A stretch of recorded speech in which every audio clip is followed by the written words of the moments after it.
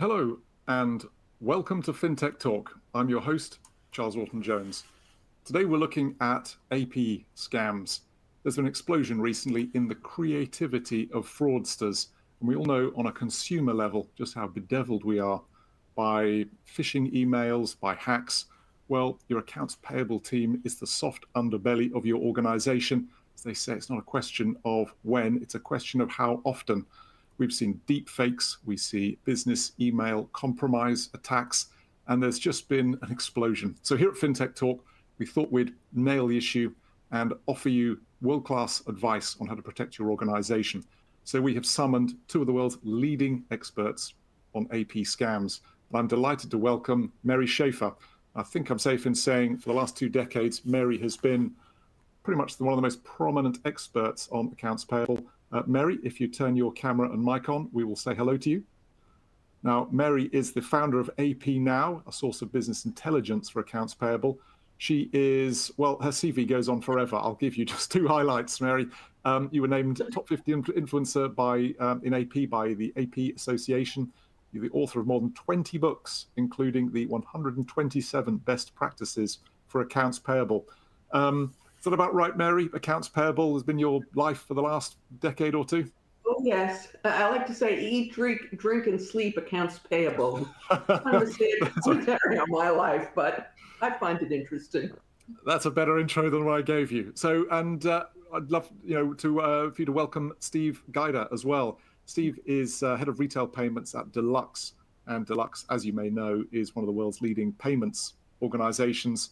Deluxe runs payments for 4,000 financial organizations. It has 3 million clients, and it processes around $3 trillion a year.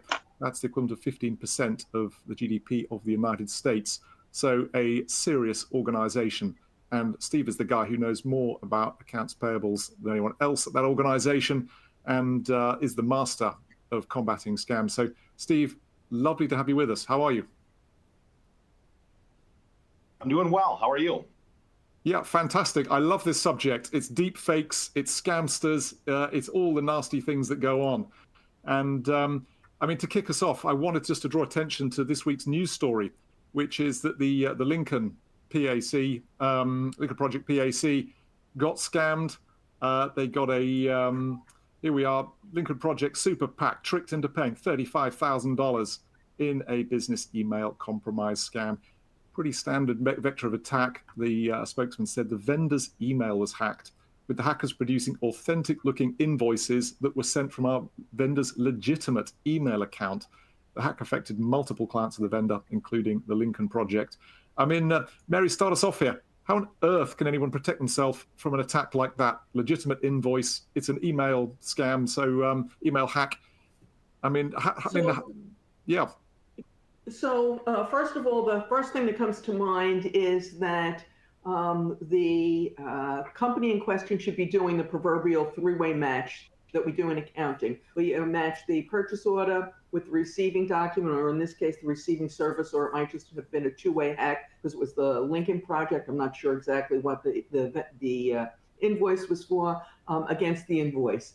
And just be aware. I mean, hopefully, I've been screaming about this for a long time. I know Steve probably has also. Just be aware that anything that you look at could be phony. So you need to look at it. Does this make sense? Is there a change of address on the invoice? If there is a change of address or a change of bank account, which is another really serious fraud, then you need to verify it. And you need to verify it not by responding to the email or using any information in the email. Like it says, if it says, if you have any questions, please call such and such number. Don't do that. Call a number that you have already on hand. I know one organization where the controller insists that they don't use any of that, that they actually get on the internet, find the main number for the company, and then work their way back through that. But everybody needs to be really alert. Steve, what do you think? Yes, Steve. Yeah, same thing. You know, as if AP teams don't have enough work to do and enough processes to flow through and sometimes piles of paperwork to go through. Now you have another step where you're going through that verification. But it's, you know, to your point, It's just so incredibly critical that, you don't Okay. have an option not to do those types of verification. Okay. Right. Sounds like And I think companies need to be aware that their accounts payable team is going to have more work rather than less work. We all think about automation, and I know Steve's got some great solutions that it's going to make work less, and it will. But at the same time, these additional verifications are more work. Well, Mary, perhaps you could just give us a whirlwind tour of just the gamut of what we're talking about, because this is one vector of attack. Perhaps for people watching thinking AP scams, how many different flavors of attack are there?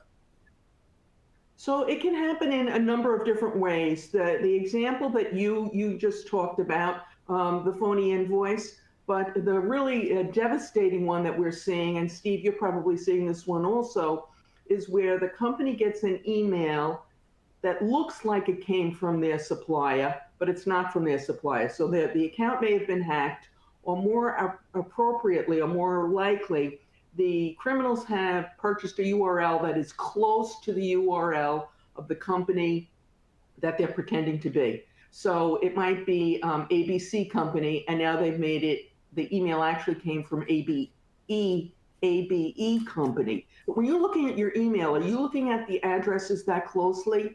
Probably not. You've got 100 emails in today. So that email comes in, they think it's legitimate, they make the change, and then they go ahead, they change the bank account, and they send the money out to the criminal. And unfortunately, it's very hard to get the money back in those situations, because it's one of your employees who did it, one of your employees who made the mistake. So this goes back to the verification situation that we talked about. The other big one is emails that are supposedly from the CFO. They're not really, they're hacked or they're spoofed, asking for a rush wire transfer. And again, one of your employees does the transaction, the money is gone. So what we tell people today is, now you get any of these emails, you must verify it. And again, more work. Right, Steve? Yeah, absolutely. Steve, perhaps just tell us about the psychology of these attackers. I mean, they're extraordinarily crafty people. Perhaps you can give us some insights into just the ways in which they cause company to lower their guards. I'm thinking sometimes it's a little phrase such as, please deal with this urgently. So you just maybe skip some of the little checks that you would do otherwise. Yeah, totally. The Art of War was written 400 BC, and military leaders are still using that today. And one of the key concepts is know yourself and know your enemy. And in 100 battles, you'll come up on top, right? So one of the key behavioral sort of characteristics of someone that's good at AP is they want to solve problems. They want to get their customers paid. They don't want to cause friction in those relationships. They're not trying to get in trouble with the CFO or the CEO or that sort of thing. So it's important to explain to your AP staff that, this is not something that you're going to get in trouble for, right? Taking the extra time to verify that payment, Google the brick and mortar office, call them whenever there's a change to that payment. Yes, it's an extra step. Sometimes you don't get a hold of someone and they're, calling you back or whatever the case may be. That extra step does take time, but you need to lay down the protection for them, right? So different schemes that they're going to get is, hey, I'm one of your vendor, right? I need to get paid urgently. We changed our account. Or they'll pretend to be, your CFO or your CEO. We need to make an urgent payment. See a lot of payroll scams as well, where they'll say, hey, I'm an employee. I just recently changed my bank. I need to get paid right away. I got little kids. I can't pay my rent without it. And they'll play on the heartstrings of the AP team. So it's really important to sit down your AP team, explain to them, you will not get in trouble for verifying a payment. If a payment's late because you're going through the extra steps, no repercussions whatsoever. In fact, you'll get in trouble if you don't do that.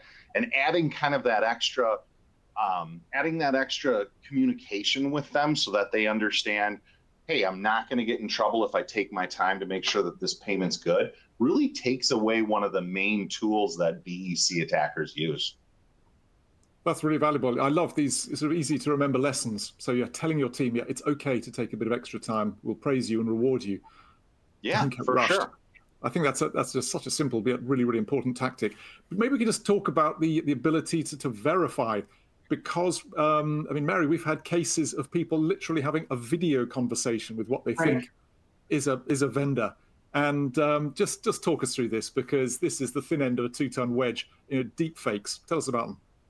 Right. So the deep fake fraud that you're alluding to was actually $25 million in total, and the fraud was perpetrated by criminals. We don't know where really they were, but they took advantage of several things. One of the things was that the employee in question was in Hong Kong, and his boss, I think it was a him, I don't know for sure, but his boss was in the UK. So there's a big time difference there. So to call and verify these instructions that it was okay, there was that time issue. That was number one. Number two, people should be aware that this took place on a video call. He looked just like we're looking today. He was looking at someone who looked like his boss, and there was another team member on, supposedly, although it turned out it was a deep fake. But something didn't sit right with the guy. But he went ahead and did it anyway, because the criminals also did another thing, which Steve alluded to, is they kept bombarding him with emails saying, it's a rush, you've got to do this, hurry. So anytime someone's telling you hurry, anytime someone's saying don't verify, it's secret, it should set up an antenna. But the other thing is, he felt something was off. He couldn't put his finger on it, but he felt something was off. And I like to tell people, trust your gut. I'm not saying don't do the transfer, because obviously, if your boss is telling you to do it, you're going to have to do it, but verify it first. And that was the problem there. He didn't verify. I just wonder about the routes for verification. I mean, I'm trying to think, in the military, sometimes they'll have almost a code word written down, bit of paper. Well, that's one thing that that's one thing that you can do. The other thing that I like to say in this example is that he could have asked his boss on this call when he was feeling uncomfortable, something that he knew the boss would know but wasn't in the public domain. So he could have said, well, how did your son do it in his soccer game yesterday? And if the guy was single, he might say, what are you talking about? I don't have a son. Or some other, piece of information that, wouldn't be readily available. But again, the verification was so important. And the criminals were taking advantage of the time zone difference. But anyone listening to this should be aware that these deep fakes now are not only voices, but they could actually just be the person. And that technology has gotten much better. Yeah, Steve, I'm thinking that's ideal for maybe, a one-off attack, but the volume is going to spectacularly increase. I mean, we've seen with generative AI able to script and respond to conversations and pass the Turing test. We're going to need automated responses. So is that the way, Deluxe is handling just a phenomenal amount of transactions, far too many for any manual checks to occur. So perhaps you just talk us through some of the technologies that are available to catch out fraudsters in a more automated way. Yeah, sure. So one of the most simple concepts is get out of the mail. Stop sending checks if you have the ability to, right? It's been the #1 form of payments fraud for the last 6 or 7 decades. 2 out of 3 of you will experience attack in the next year. It can be hard to digitize payments because oftentimes that comes along with another set of tasks where you need to call vendors, ask them for routing and account numbers, store that securely, all those kinds of things to go digital. And that can kind of be a barrier to get there. So look for partners that have the ability to digitize payments with starting out with only an address, right? In our business here at Deluxe, we started a MedPay service back in 2018. Insurers were paying doctors' offices, dentists, hospitals. It was all check, right? We allowed them to start with a physical address and convert those transactions to electronic. And we had over 95% convert to electronic. And the people that were receiving the payments 9 out of 10 positive net promoter score, and they liked it because they were getting paid faster. So you can find vendors out there that will help you with that. 2, outsource the risk whenever possible. If you have checks that are going to be going through the mail, wouldn't it be nice if someone else's routing and account number was on it? By utilizing these FBO accounts, your customer or your vendor won't be able to tell the difference. The check will still have your name and address in the upper left-hand corner, still have the remittance, all that kind of stuff. But the routing and account number on the bottom of the check will belong to a fintech or a provider that has those sophisticated systems behind the scenes to verify. It gets you out of positive pay. You don't need to be looking at your account every day, sort of approving payments and whatnot. And then the third thing is getting out of the screening process.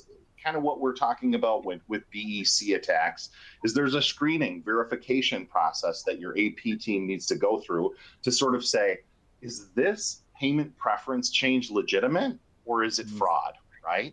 There's ways to get out of that entirely by outsourcing that. And to kind of give you an example of what that would look like is by using a provider to do that. If someone reached out to your company and said, hey, you know, I need to change the routing and account number on my ACH, right? Then you need to go through your manual steps. You need to call them at that Googleable number. You need to verify that with them.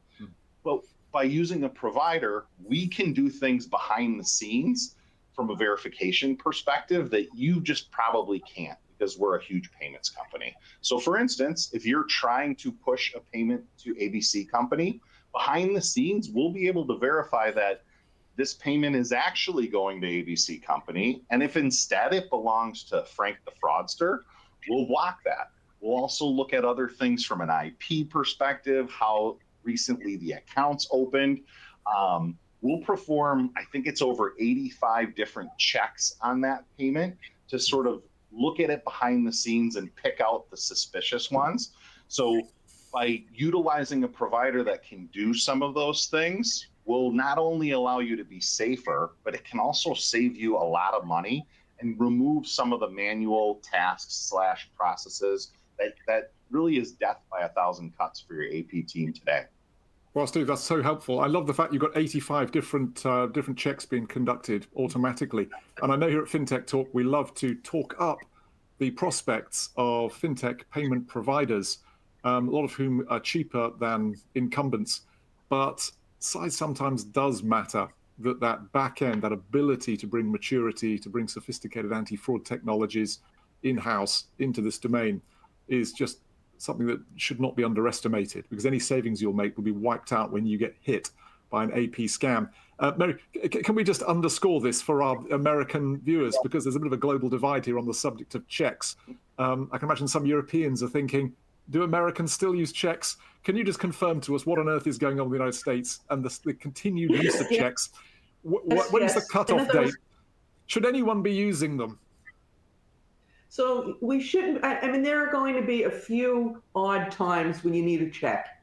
Okay, I will grant you that. But we use checks over here far too often. I recently saw a statistic, and I don't know who it was from because it wasn't cited, so I wish it had been, because I like to give credit. But anyway, the statistic said that 40% of B2B payments are now being made with checks, down from a much higher number.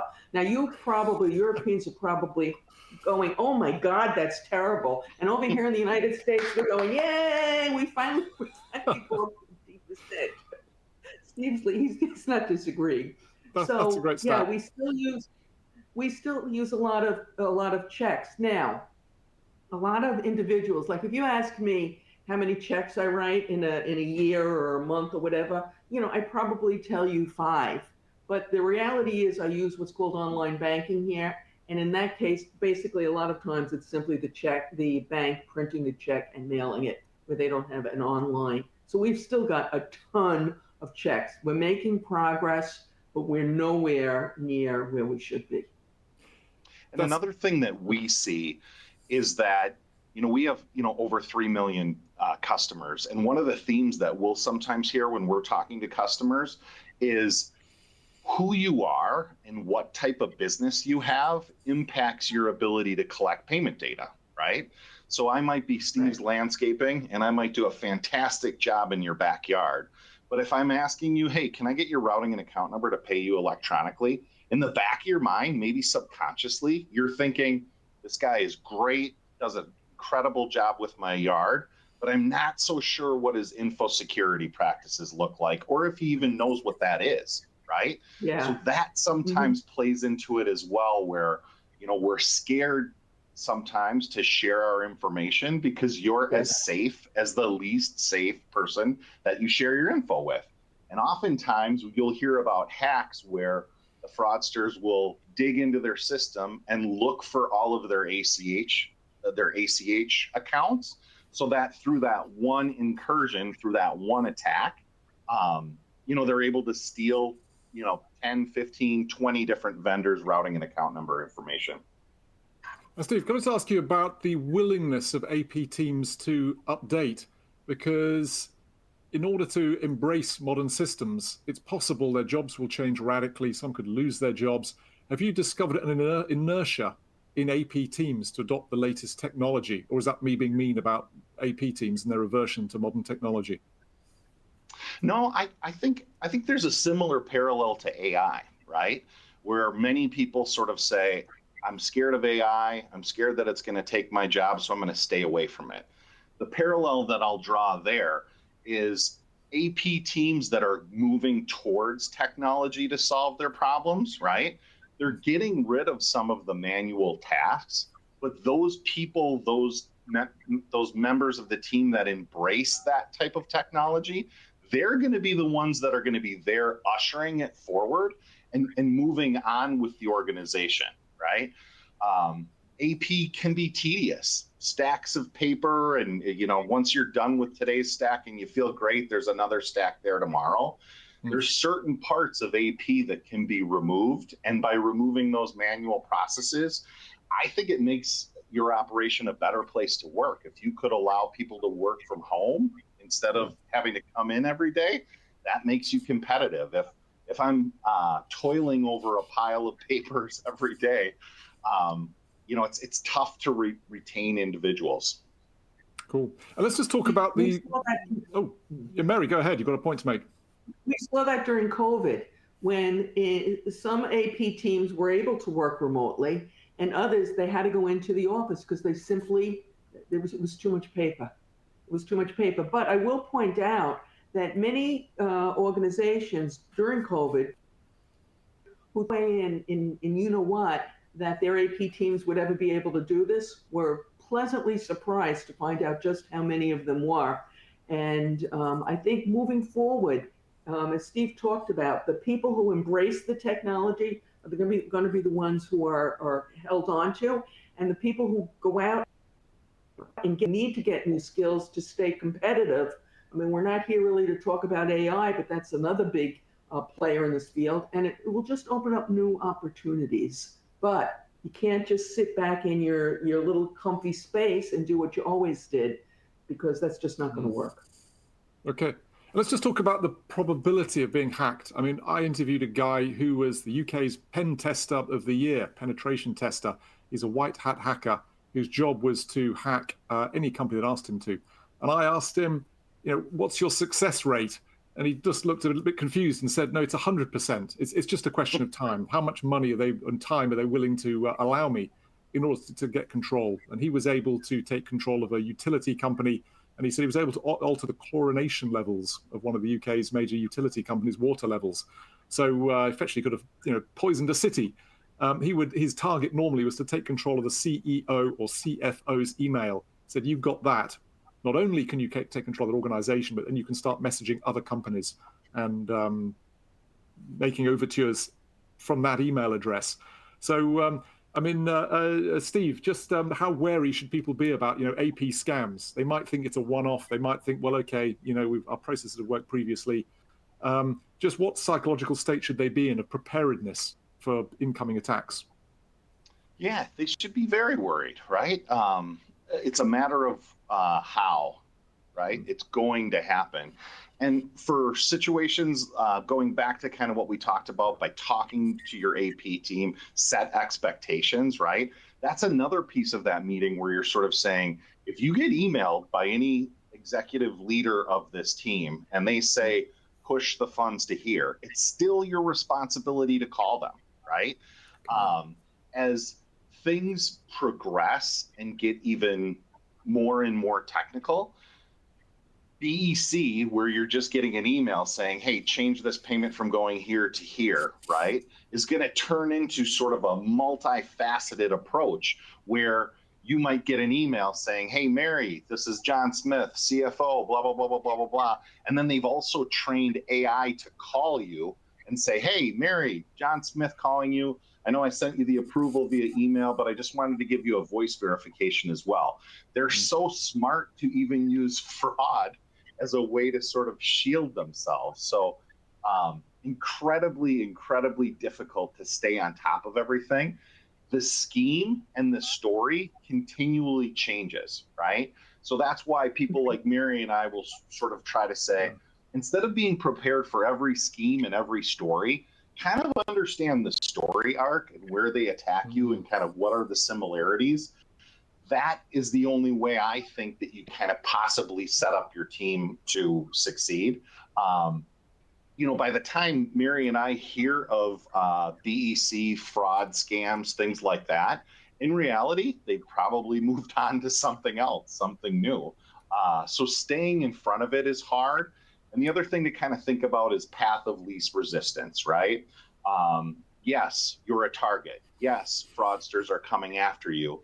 But if you have walls that are higher than your neighbors, it's a path of least resistance where they're going to jump over that neighbor's wall to get at the money. Because to them, it's not personal. They just want to steal your money. Gotcha. Can I say about training? I mean, Mary, this is something you've trained people around. If you do a training for an organization, what are we talking about? Is it a day? Is it a week? Is it an online seminar? And how often do you recommend organizations commit per month or per year to keeping their staff up to date? So training should be ongoing. And one of the things I like to say is when it comes to fraud protection is it takes a village. So anytime anyone hears of a new fraud, I want people to be like the village crier, going out and sharing that information with their team, with people like Steve and I, and anybody, their colleagues, anybody else they can think of. Because sometimes just knowing about the fraud and how it's being perpetrated is all you need to know to recognize it. I bring up the simple example. We've had an ongoing issue here with gift card fraud, where the CFO supposedly sends an email to a lower level person saying, hey, we're having the Christmas party or whatever. We want to give out some gift cards. Will you go out and buy them?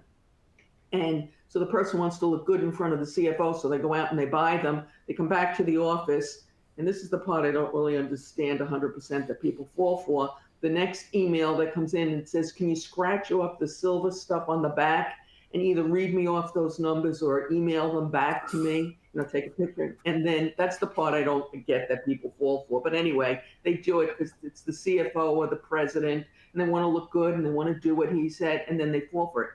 So just knowing that that's going on, when you get that email and it says, hey, this is John Smith, the CFO, will you go out and buy the gift cards? The person knows, okay, where they might have fallen for it. So we need to, training needs to be ongoing.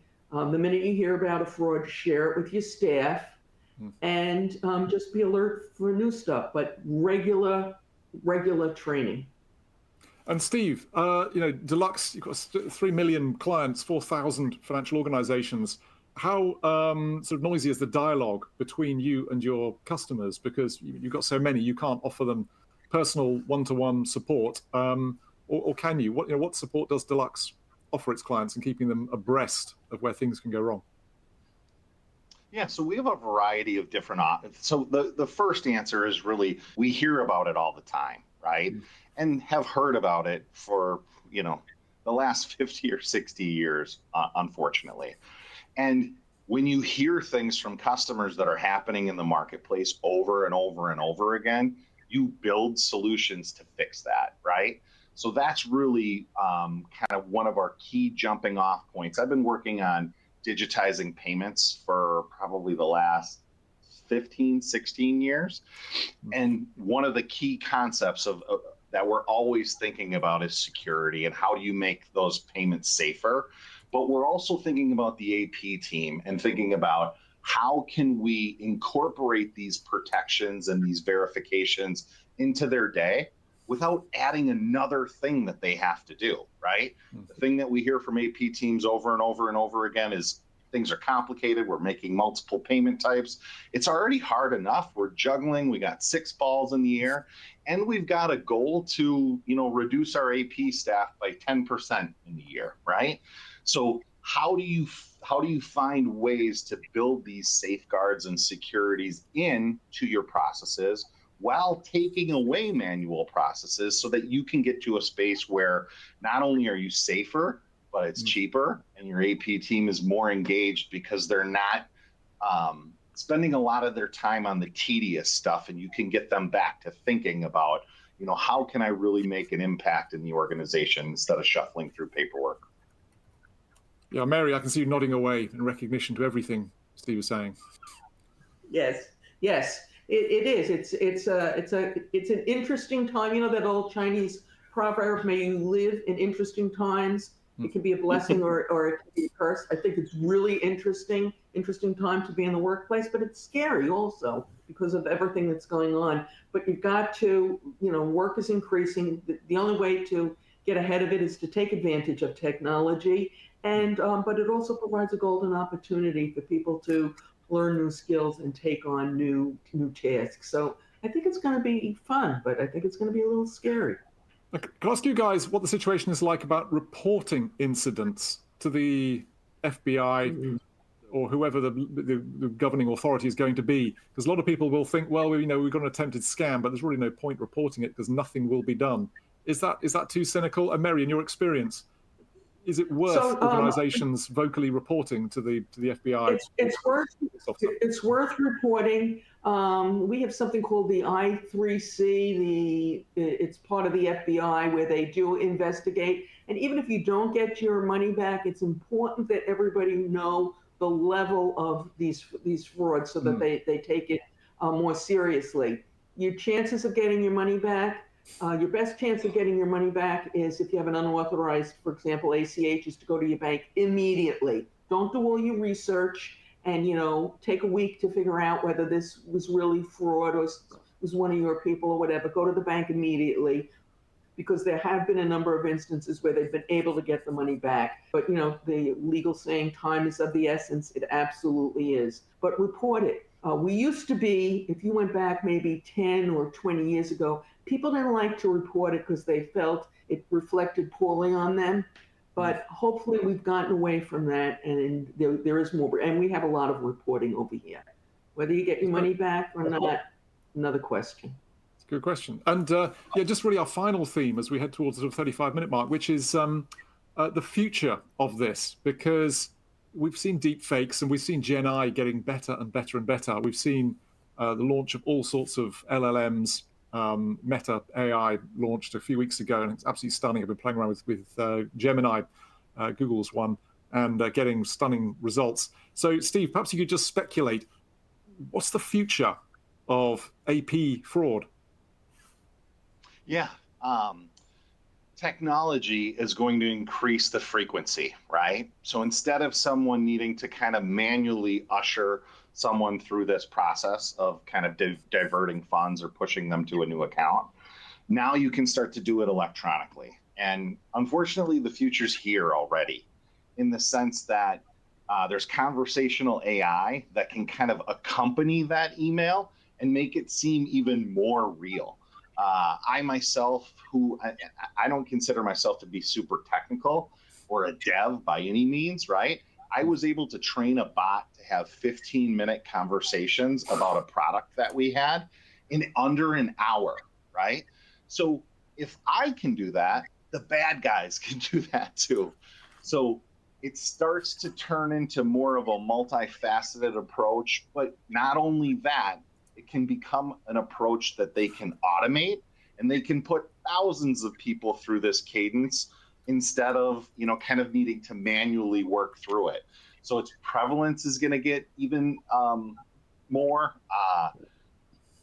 it's going to get even more believable. It's going to get even harder, right? So my advice is, bad guys are using technology to make this process easier to steal your money.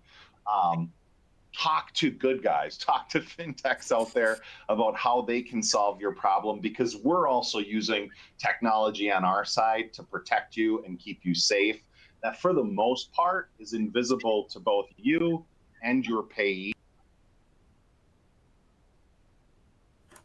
Right. Yeah, Steve's just glitched slightly there.